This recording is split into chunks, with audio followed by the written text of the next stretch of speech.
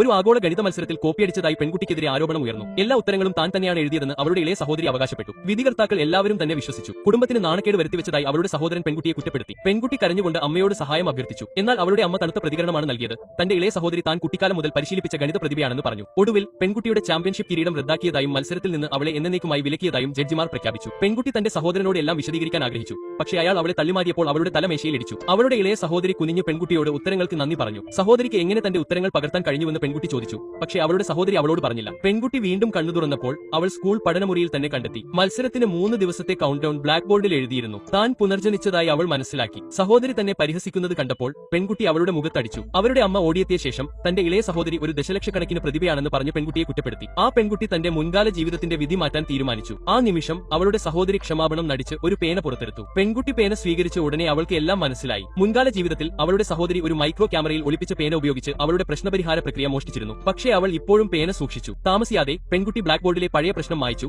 ഒരു കൃത്രിമ ബുദ്ധി മാതൃക നിർമ്മിക്കുന്നതിനെക്കുറിച്ചുള്ള ഒരു പുതിയ ബുദ്ധിമുട്ടുള്ള പ്രശ്നം എഴുതി. എന്നാൽ അവളുടെ സഹോദരി വേഗത്തിൽ മുന്നോട്ട് പോയി ബ്ലാക്ക് ബോർഡിൽ പരിഹാരം വിശദീകരിക്കാൻ തുടങ്ങി. അവൾ വിവിധ സൂത്രവാക്യങ്ങൾ സമർത്ഥമായി എഴുതി. അവൾ ഒരു പ്രത്യേക സൂത്രവാക്യം പോലും ചേർത്തു. ഇതെല്ലാം അവളുടെ മുൻകാല ജീവിതത്തിൽ നിന്നുള്ള സ്വന്തം പരിഹാരമായതിനാൽ ഇത് കണ്ടപ്പോൾ പെൺകുട്ടി കാര്യമാക്കിയില്ല. അവളുടെ സഹോദരി അവസാന ഉത്തരം എഴുതിയതുപോലെ പെൺകുട്ടി കൃത്യമായി സമാനമായ ഘട്ടങ്ങളും എഴുതി. തന്റെ പരിഹാരത്തിൽ ഒരു അപൂർവ ഫോർമുല ചേർത്തിട്ടുണ്ടെന്ന് അവൾ എല്ലാവരോടും പറഞ്ഞു. അതുകൊണ്ടാണ് ഉത്തരങ്ങൾ പൂർണ്ണമായും സമാനമായത്. താമസിയാതെ മത്സരത്തിനുള്ള സമയമായി. തന്റെ യഥാർത്ഥ പരിഹാരം അതിശയകരമായ സ്വാധീനം ചെലുത്തുമെന്ന് വിശ്വസിച്ചുകൊണ്ട് പെൺകുട്ടി ആത്മവിശ്വാസത്തോടെ താൻ തിരഞ്ഞെടുത്ത വിഷയം എഴുതി. അപ്രതീക്ഷിതമായി അവളുടെ സഹോദരി ആദ്യം ഉത്തരം നൽകി. പെൺകുട്ടിയുടെ അതേ വിഷയം അവൾ അവതരിപ്പിച്ചു. ആ അപൂർവ പ്രത്യേക ഫോർമുല പോലും അവൾ പരാമർശിച്ചു. ജഡ്ജിമാർ എല്ലാവരും അവളുടെ സഹോദരിയെ ഒരു ഗണിതശാസ്ത്ര പ്രതിഭയായി പ്രശംസിച്ചു. പെൺകുട്ടിക്ക് അത്യധികം ആശ്ചര്യം തോന്നി. അവൾ ആ പേന ഉപയോഗിച്ചിട്ടില്ലെന്ന് വ്യക്തമാണ്. അപ്പോൾ ആ നിമിഷം അവളുടെ സഹോദരിക്ക് ഇപ്പോഴും അവളുടെ ഉത്തരങ്ങൾ പകർത്താൻ കഴിഞ്ഞത് എന്തുകൊണ്ടാണ്? അവളുടെ സഹോദരി വന്ന് പെൺകുട്ടിയുടെ ഉത്തരക്കടലാസ് തട്ടിയെടുത്തു. പെൺകുട്ടി എന്തിനാണ് തന്റെ വിഷയം പകർത്തുന്നതെന്ന് അവൾ ചോദിച്ചു. പെൺകുട്ടി തന്റെ നിരപരാധിത്വം തെളിയിക്കാൻ അവളുടെ പരിഹാരം വെളിപ്പെടുത്തണമെന്ന് അവൾ ആവശ്യപ്പെട്ടു. എല്ലാവരുടെയും ആരോപണങ്ങൾ നേരിട്ടിട്ടും പെൺകുട്ടി വളരെ ശാന്തയായി തുടർന്നു. കാരണം അവൾ ഇതിനകം തന്നെ കൂടുതൽ വിപുലമായ ഒരു സമവാക്യ രീതി തയ്യാറാക്കിയിരുന്നു. പെൺകുട്ടി അത് വെളിപ്പെടുത്താൻ പോകുമ്പോൾ അവളുടെ സഹോദരി പെട്ടെന്ന് അവളെ തടസ്സപ്പെടുത്തി.